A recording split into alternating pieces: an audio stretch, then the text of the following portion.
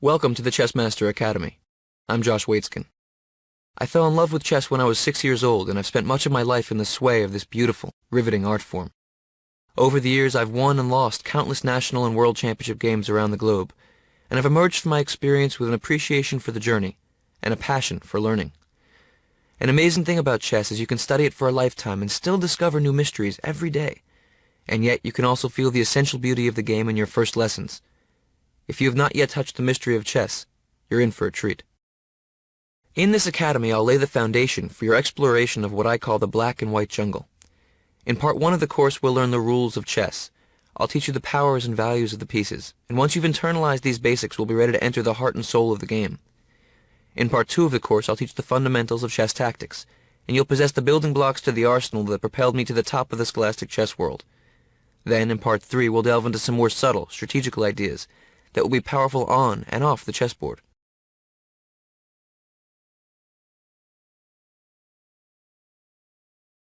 I have come to believe that the best way to approach chess is in a manner that teaches us about ourselves and about learning in general. I recommend that you keep your eyes open for the parallels between life and chess. They're out there, waiting to be discovered. Over time, you'll internalize the lessons of this academy, and the principles will become part of your intuition.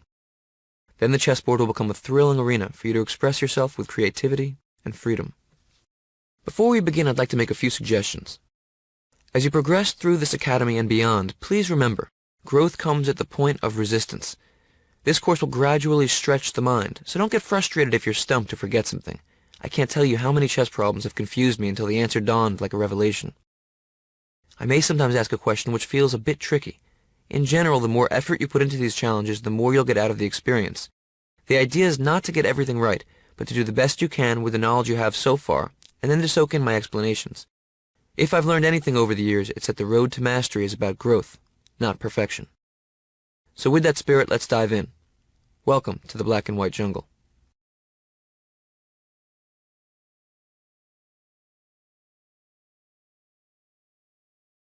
Let's begin with the chessboard. There are 64 squares on the chessboard, 32 light, 32 dark. When we talk about the game, the lines that run vertically up and down the board are called files. The lines that run horizontally across the board are called ranks. And the lines that cut diagonally through the board are called diagonals. So these are your files, these are your ranks, and these are your diagonals.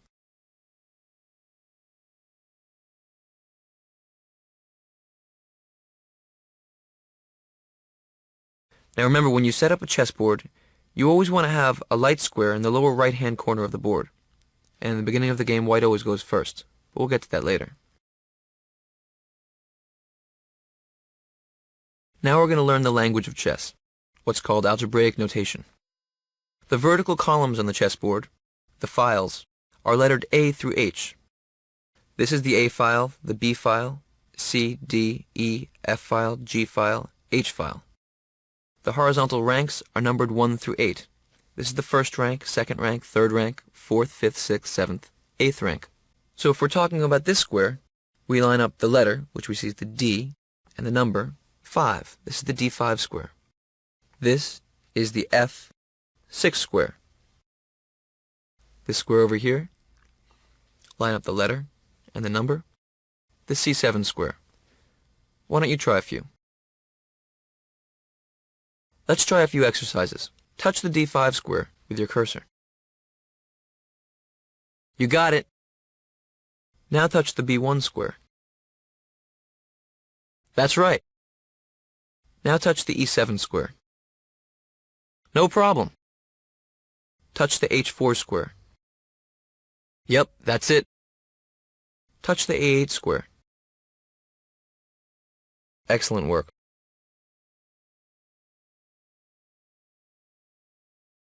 Now let's get to know the chess pieces. This is the king. This is the queen, the rook, the bishop, the knight, and the pawn.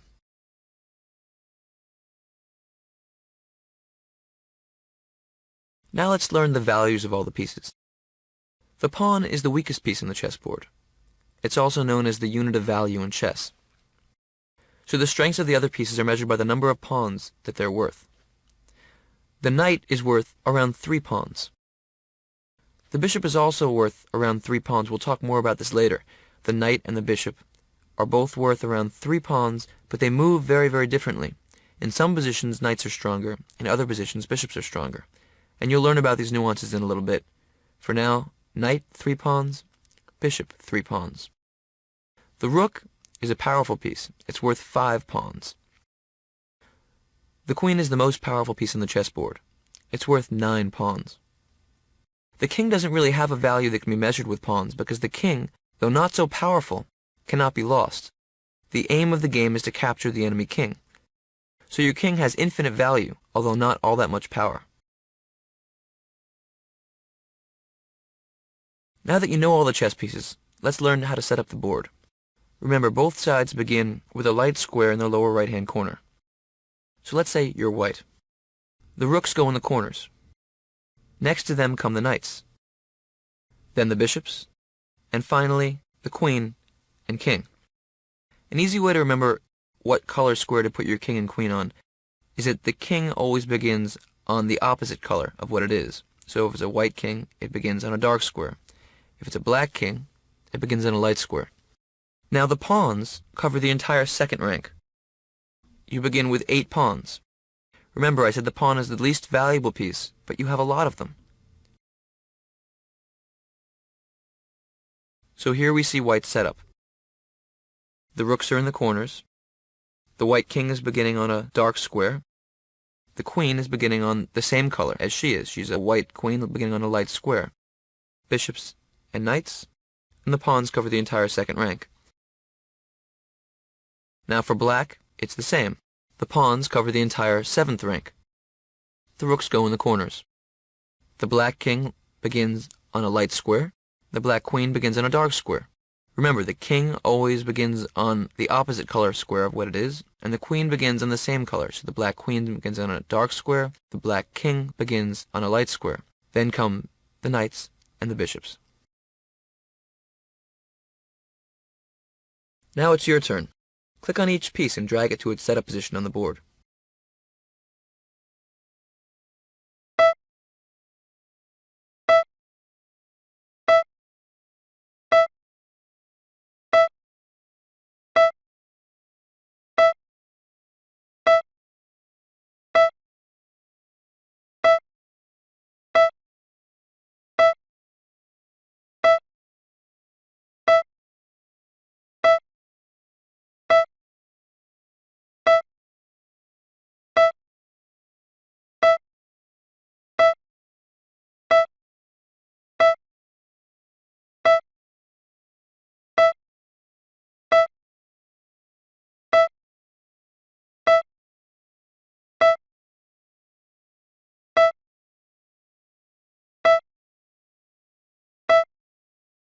Way to go! So we've just learned the values of all the pieces and how to set them up. Now we'll learn how they move. The chess pieces might seem strange to you at first, but soon they'll feel natural, almost a part of you. Let's begin with the unit of value in chess, the pawn. Individually, pawns are the least powerful of all pieces, but there are more of them on the board than any other piece, so it's essential to learn how to use them in coordination. The game begins with each side possessing 8 pawns all lined up on the 2nd and 7th rank, as you've learned. In the beginning of the game, the primary function of the pawn is to take control of the center of the board and to protect the king.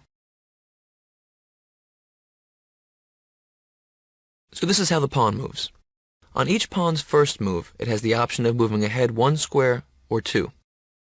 It's very important to remember that after its first move, pawns can only move ahead 1 square at a time. So here this e2 pawn can move to either e3 or e4, because it's that pawn's first move.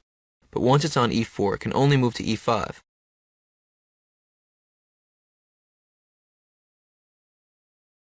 The pawn possesses a number of unique qualities. First of all, the pawn is the only piece that cannot move backwards. So as we'll explore in Part 3 of the Academy, we have to be careful not to overextend our pawn structure. You'll see more about that later. Also, the pawn is the only piece that captures differently from how it moves. Pawns move straight ahead, but they capture diagonally. This is tricky. So in this position, the white d3 pawn can capture black's pawn on c4, but not the black pawn on d4. In this position, the white pawn on d3 can't move at all. It's blockaded by the black pawn on d4, and there's nothing for it to capture. Despite being small, each pawn has enormous potential. The pawn's greatest power is called promotion. Anytime a pawn successfully journeys to the end of the board, it can transform into any other chess piece on the board, except for the king, of course. A queen, rook, knight, or bishop. We almost always promote into a queen, but there are rare exceptions which I'll show you a bit later. Highlight all the legal pawn moves.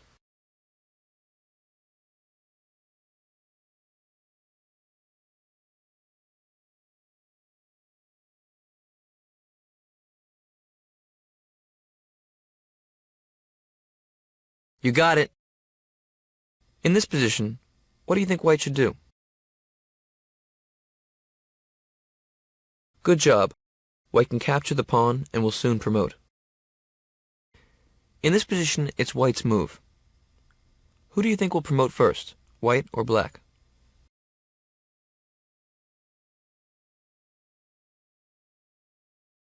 Good job.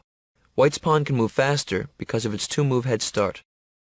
h4. Then black will play a5, white plays h5, a4, h6, a3, h7, a2, h8. White gets there faster. This exercise is a little bit trickier. It's black's move. What would you play? Good job. After black plays e5, white's position self-destructs, because the only possible pawn moves loses a pawn. After e5, white's forced to play d4, after which black can capture. There's a term for this type of position in chess, called zugzwang. What this means is that if I'm in zugzwang, any move that I make will hurt my position. I'm paralyzed, but I'm forced to move. So here you can see that come across on the board. If it's white's move, the only legal move is d3 to d4, after which black can capture the pawn. Now interestingly, if it was black's move and he played e4, the only legal move, white could capture that pawn. So in fact, this is a position of mutual zugzwang, which means whosever move it is will be in a big disadvantage. Take a look at this setup. It's a little bit more complicated. Let's say you have the black pieces. White has two options, either e3 or e4. Let's take a look at both. If I play e3, what should you do?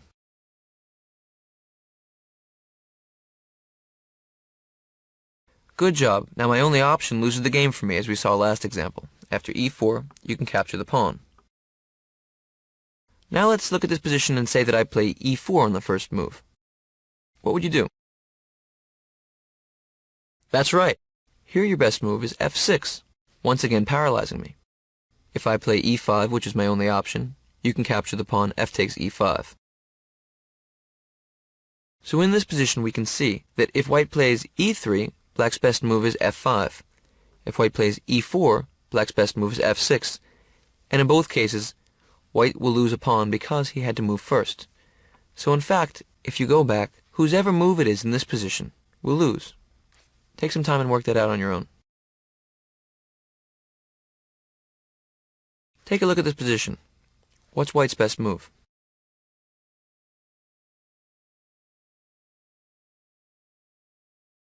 Good job. The point here is that any move that black makes will self-destruct. Black's in zugzwang. If he plays c4, d takes c4, wins a pawn. If he plays d5, e takes d5, wins the game. And if he plays g5, white can play h takes g5.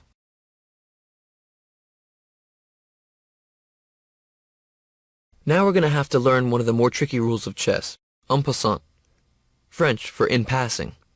This is how it works. Let's say that a white e-pawn has advanced to the 5th rank. Effectively, this pawn is keeping an eye on the f and d pawns of black because of the following rule. If either of those pawns advances 2 squares, the white pawn has the option of capturing it diagonally, as if it only moved 1 square. So if d5, white can play e takes d6. There are 2 important stipulations to remember. First of all, this is a one-shot deal. If white chooses not to capture the pawn immediately after d5, then he'll lose the chance forever. Also, say white has a pawn on e5 and black has a pawn on d6. If black plays d6 to d5, white cannot capture en passant. This rule only applies if a pawn is moved 2 squares forward, passing an enemy pawn that is residing on its 5th rank. And don't forget that you only have one chance. Here are a couple exercises that involve en passant.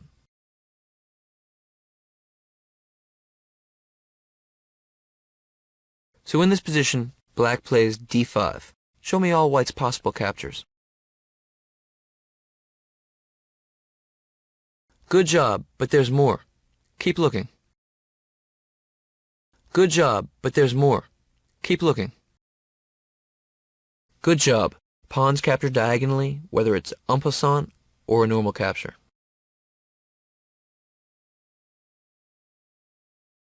In this position, black plays b5. Show me all white's possible captures. Good job. The only capture is c takes d6.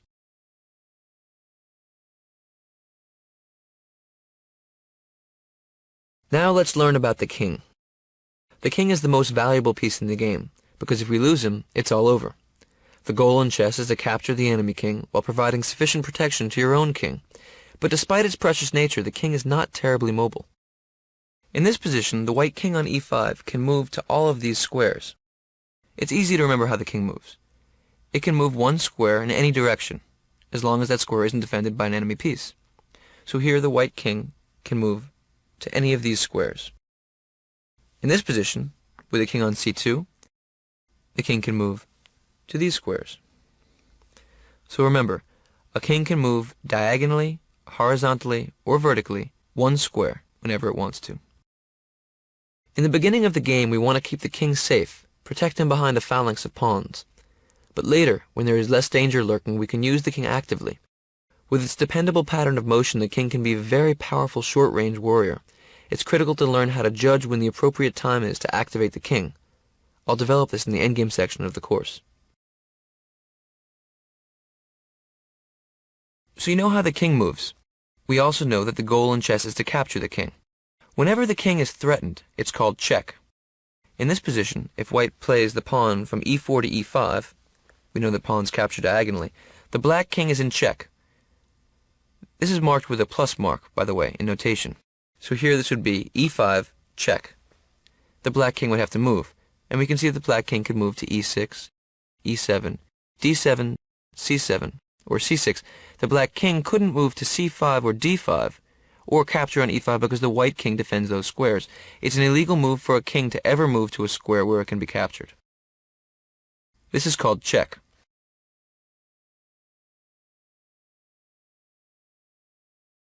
So when you're in check, you can just move out of the way. The real goal in chess is checkmate. In this position, white can play e7, which is checkmate. The black king is attacked, but it can't move anywhere. The c8 and e8 squares are defended by the white d7 pawn. The e7 pawn of white attacks the black king, and the white king defends that pawn, defends the d7 pawn, and also guards the c7 square. Black can't go anywhere. This is called checkmate. This is your goal in chess.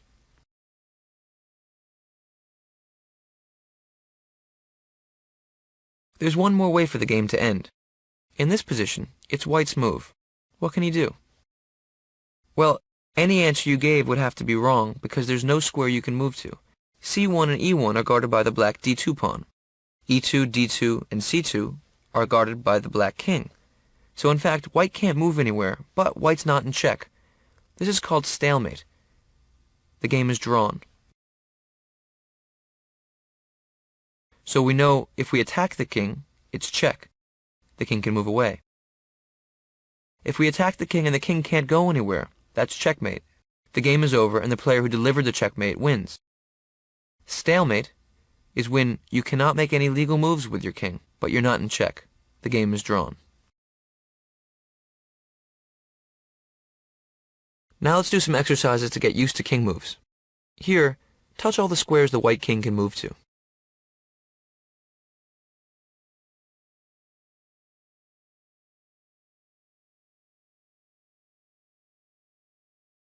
That's right. Remember, the king can never move into a position where it can be captured.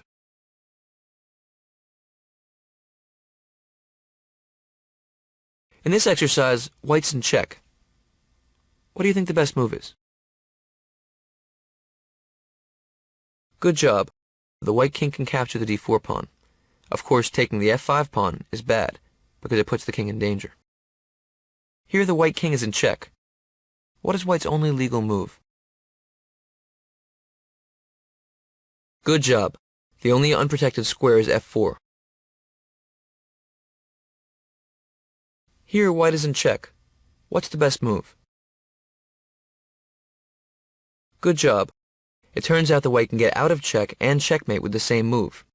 By capturing the black pawn with your pawn, you've placed the black king in checkmate. In this position it's white's move. I'd like you to take a moment and think it out. Stalemate is the theme here. White to play.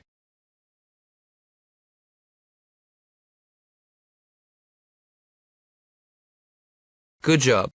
By moving your king to e6, you force the black king to move to c7, and you can now play king e7, followed by promoting your pawn on d8. Black will eventually lose.